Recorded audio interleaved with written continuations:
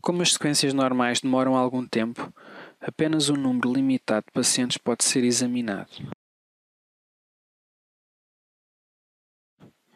Também é muito difícil para o paciente ficar deitado tanto tempo e a qualidade de imagem diminui com o movimento. Além disso, existe sempre movimento indesejado como a respiração e o batimento cardíaco.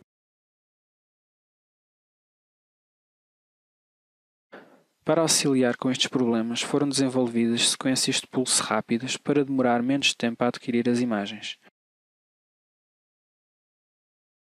A maioria tem nomes que se relacionam com as suas características, tais como Flash, Fast Low Angle Shot ou GRASS, Gradient Recalled Acquisition at Steady State.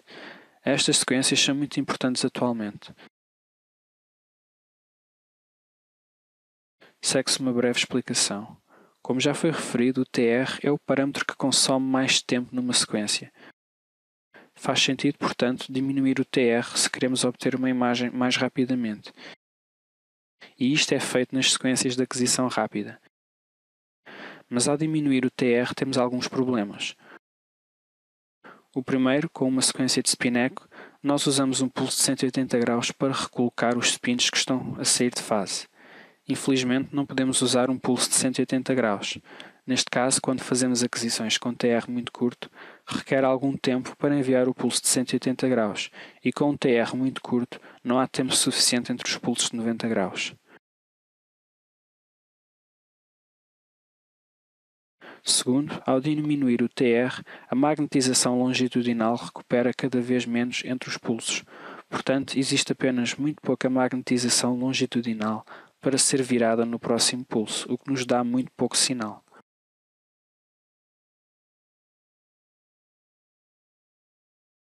Estes problemas podem ser resolvidos da seguinte forma.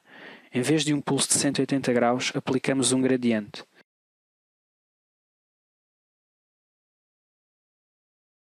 Isto significa que um campo desigual, um gradiente, é adicionado ou sobreposto ao campo magnético existente. O gradiente é ligado por um curto período de tempo.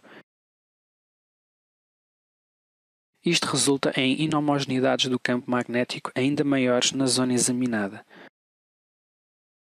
As inhomogeneidades do campo magnético que já existem devem-se às inhomogeneidades do campo magnético externo e interno dentro dos tecidos que foram referidas anteriormente. Devido ao aumento destas inhomogeneidades, a magnetização transversa e, portanto, o sinal desaparece, pois os prótons saem de fase mais rapidamente. Depois o gradiente é desligado e, após um pequeno período de tempo, é ligado novamente com a mesma força, mas na direção oposta.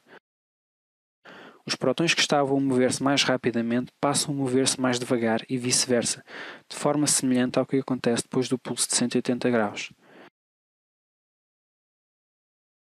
Isto resulta no aumento dos prótons em fase, o que faz com que o sinal aumente. Isto é chamado de gradiente de eco.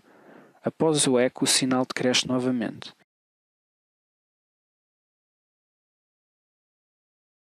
O que se faz em relação ao segundo problema? A pequena quantidade de magnetização longitudinal com um TR curto.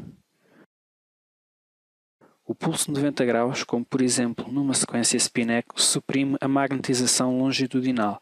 No entanto, esta começa a recuperar logo após o pulso de 90 graus, dependendo do T1 do tecido examinado.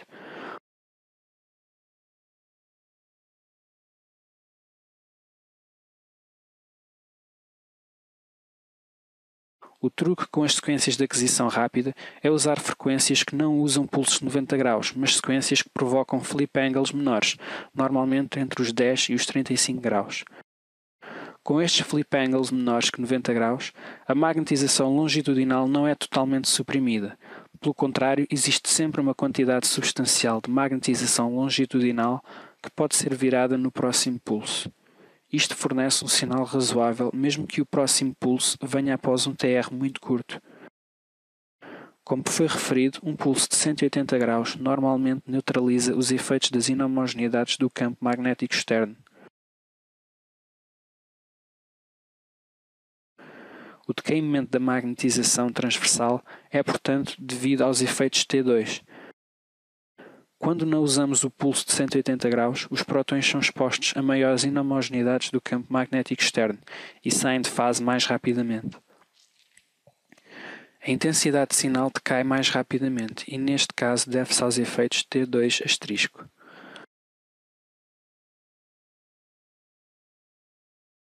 Além dos efeitos T2*, outros fatores como o flip angle influenciam a intensidade do sinal nas sequências de aquisição rápida, também denominadas sequências Eck de gradiente.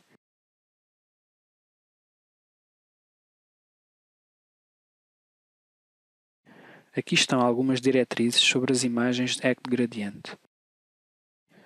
Flip angles maiores produzem imagens mais ponderadas em T1. TEs mais longos produzem imagens mais ponderadas em T2*.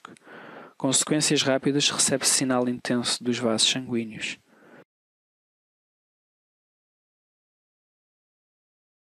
Nós poupamos tempo de aquisição na imagem porque, com flip angles pequenos, apenas precisamos de um pequeno pulso de RF de pequena duração.